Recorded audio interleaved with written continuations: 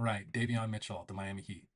I thoroughly expect Davion Mitchell to be back in a Heat uniform this upcoming season. It's got an $8.7 million qualifying offer, which will officially make him restricted.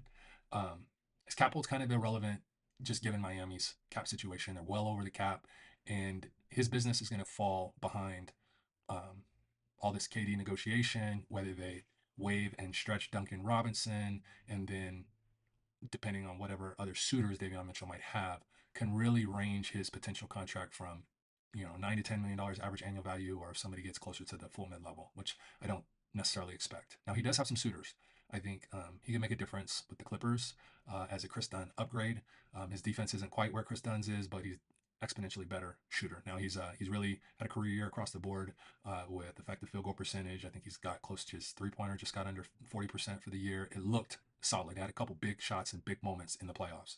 And so while his defense isn't quite where Chris Dunn's is, his ability to play on both sides of the ball and be that third guard or French starter is, it's really easy to see. Now, the reason that I am very fond of him, I think of players and contracts similar to Nikhil Alexander Walker, Peyton Pritchard, Dante DiVincenzo, Aaron Neesmith in Indiana. These are deep value contracts because whether it was the market, the previous team, or the incumbent team, they kind of had the guy by the balls, and and in all of those situations, the players dramatically outplayed or are currently outplaying that contract, and that's the mold that I believe Davion Mitchell is in, and he could prove to be worth 20 or $25 million a year. And if you can lock him in at less than half that, um, that's a slam dunk. Now, even a team like Brooklyn, I don't if his true market is around $10 million a year, um, and Miami doesn't want to come correct, I'd come and edge him out just a bit, just to make him uncomfortable. Because again, if he becomes worth $25 million a year, then he's no longer a net neutral contract, and definitely worthy of being a 90 percenter for the Brooklyn Nets. And so, where I expect this to land, um, again, is Miami going to cut and stretch Duncan Robinson? Do they pull off a big trade that changes the dynamic for keeping Davion Mitchell and giving him leverage? If you think about it, if they end up trading a 3-for-1 for KD, then they cannot lose Davion Mitchell as a rotation player, which gives him leverage. So, but again, 10, $12 million is what I would pay to, or at least initially offer to edge out the competition. I'd be willing to go to the full mid level, but I don't think the situation is going to warrant that. And so, um, yeah, I expect Davion Mitchell to be back in a Heat uniform. All right, Quentin Grimes.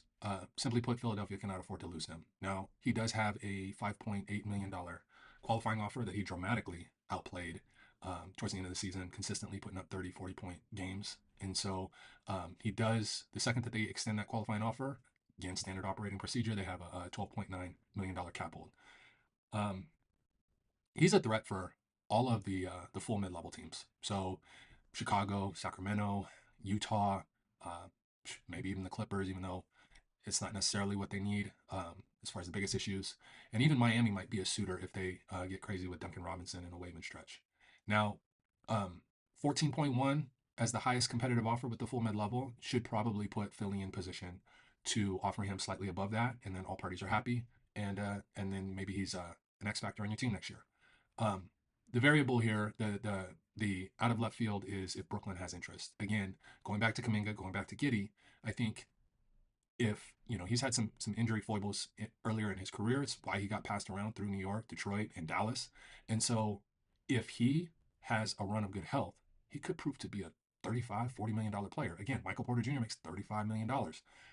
Quentin Grimes could be way more production relative. So the question is, does Brooklyn, see that as an opportunity to try to get him at 20, $22 million a year average annual value, and hope that he can grow into a 30, $35 million player, give you that kind of production and value coming back to you. So if that happens, it gets hairy between Brooklyn and Philly. And these two are certainly unlikely bedfellows. The fact that Brooklyn would probably value the third pick more than Philly would. If Philly could slide back to the eighth spot, maybe they get compensation towards the end of that draft because I think Brooklyn has 26 and 27. There's also some dead weight salary between Drummond and Aaron Gordon that I'm sure Philly would like to unload. And so there's just seems like a deal to be had between the two. Not to mention my favorite move for Philadelphia, if they slide from 3 to 8, they save $4 million on the third pick salary slots over 11 million. The eighth pick, gets them down to like $6 or $7 million. So they're going to save 4 million there, and then they can potentially draft Malawach, which I haven't dug too deep into, you know, how good he might be. But long story short, he's a traditional center and does all the things that you would love to have from a backup center. But hedging your bet on Joel Embiid with a lottery pick, with a guy with size that could come in and fill in all those gaps it just makes too much sense. So, I digress. This is about Quentin Grimes, and they need to keep him.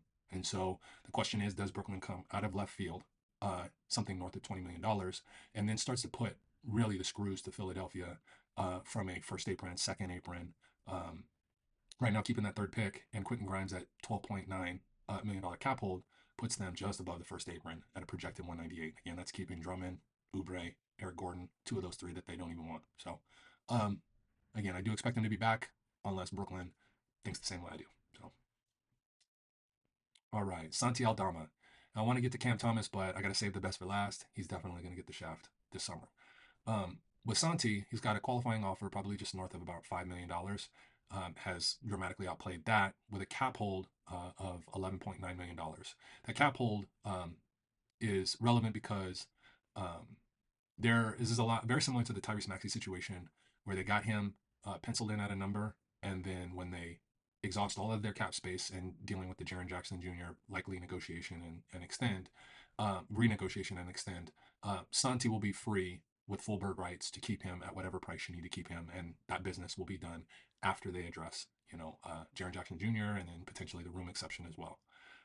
With Santi, he's got some comps out there.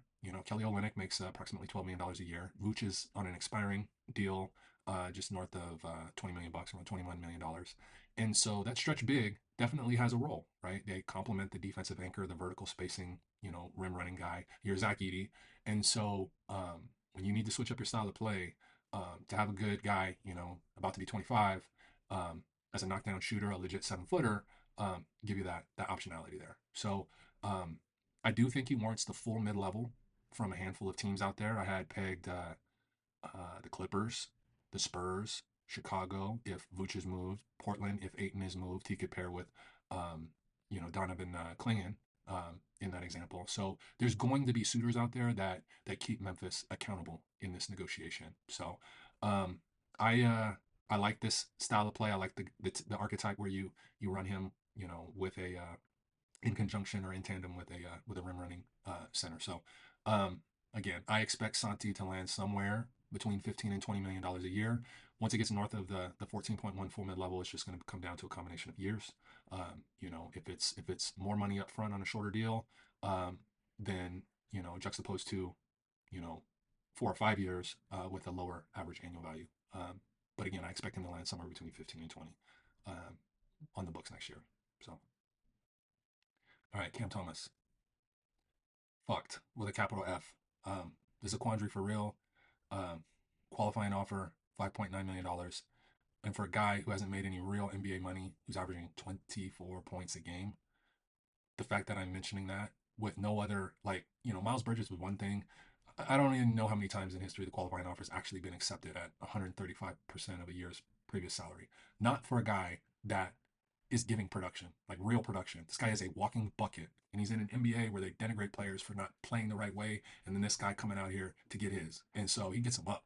Like, he's shooting 35% on three. He's having a career year. Like, it's his numbers. Like, if you actually put him in the right system, and he got to eat off of somebody like a real star, a star big man, good offensive system. Like, everybody sees a black hole. I see somebody that if you got him, around that mid-level exception money, that 14.1, I'd thrust his ass into the point guard spot and try to really force him to round out, like make it very clear we are paying you to come here to play point guard and to really increase that assist to usage ratio.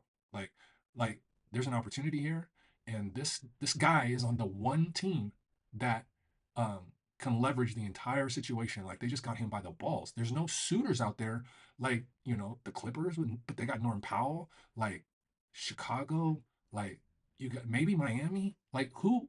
who needs this? And this was, I mean, if I squint hard, um, I think Denver, the Nuggets can integrate him into their system, and then the way Brooklyn's situation is set up, where he counts as half the outgoing salary, Brooklyn can eat all that. That's not even really applicable to them, being so far under the cap.